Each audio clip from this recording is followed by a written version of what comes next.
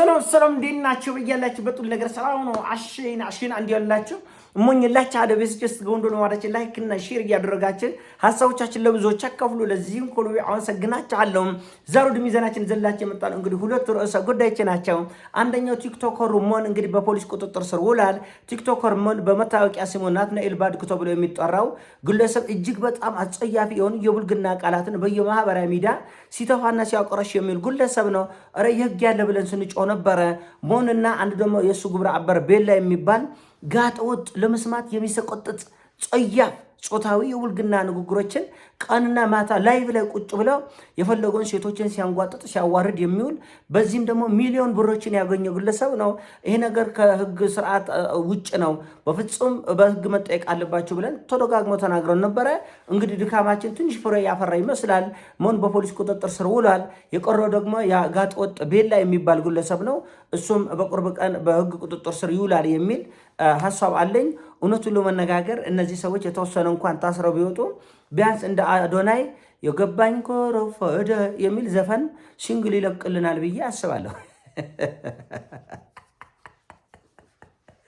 እንደ ሀገር በቃ ትንሹም ትልቁም በሃይማኖት ስር የተደበቀውም በፖለቲካ ስር የተደበቀውም ዝም ብሎ ቁርሻቱ መጥፋት ሆነ እኮ።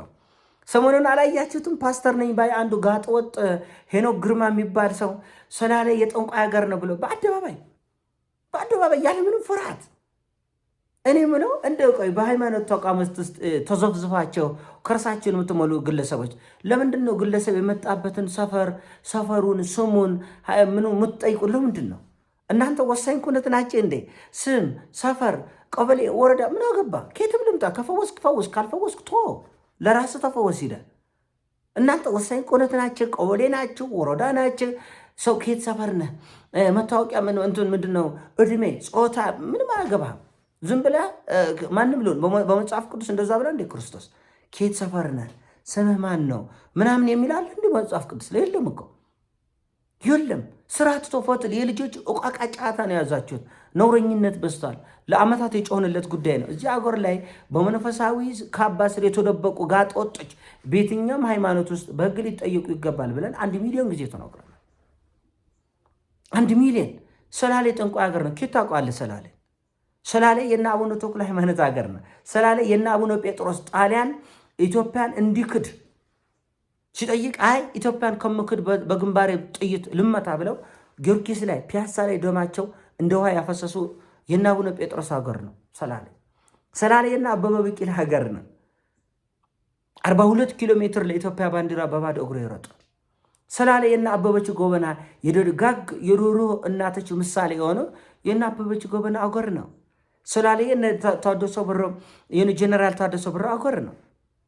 ቅድሚያ ለትምህርት ለእውቀት እንስጥ ያለ ጀነራል አዋጊነቱ ለጦርነት ብቻ ሳይሆን በጦር ሜዳ ብቻ ሳይሆን በእውቀት። ስለዚህ ህዝብ መሰደብ የለበትም።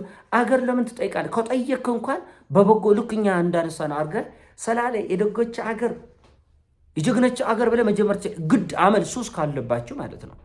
መንደር ሰፈር የማንሳት ሱስ ካለባቸው እንኳን በበጎ ማንሳት ትችላላችሁ።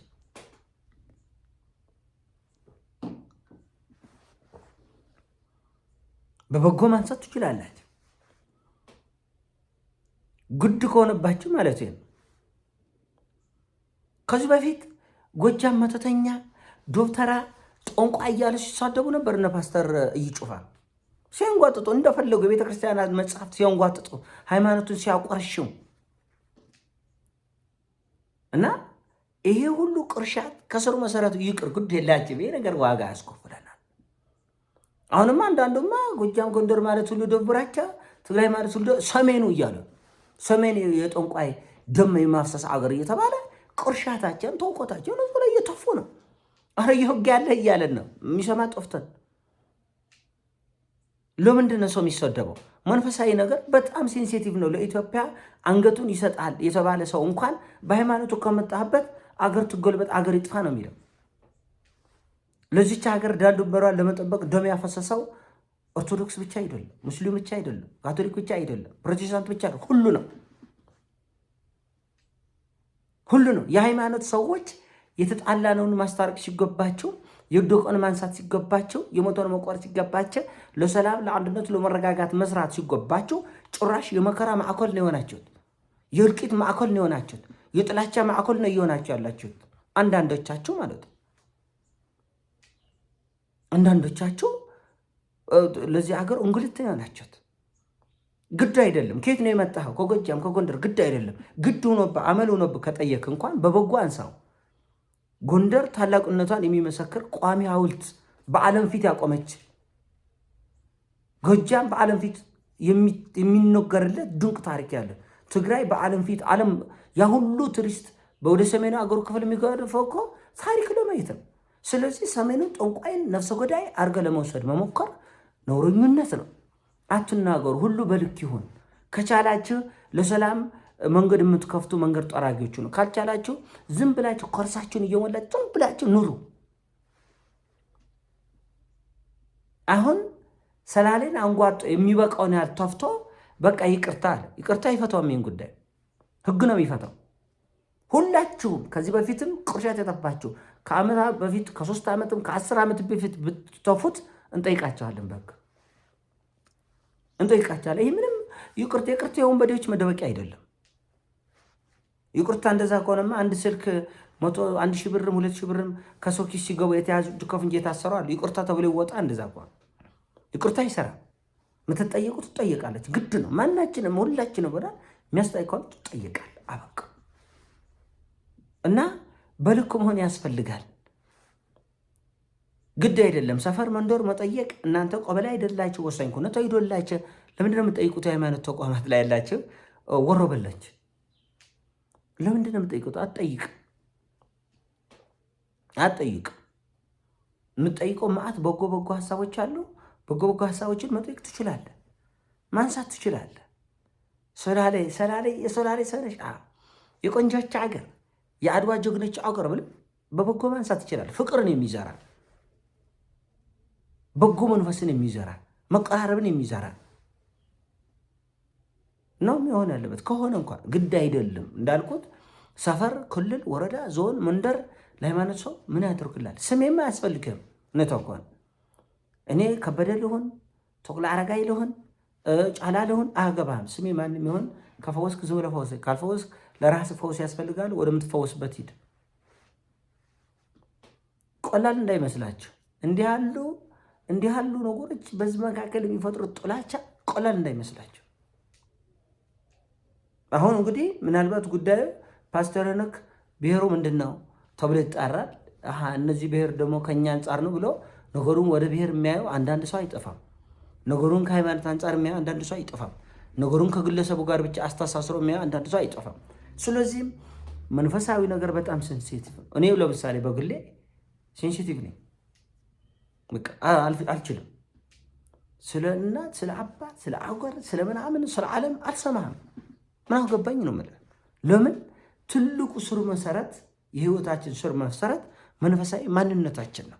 መንፈሳዊ ማንነትን ቆርጥ የሚጥል ሰው ለአገር ይራራልሃል፣ ለህይወት ይራራልሃል፣ ለወገን ይራራል አይራራም።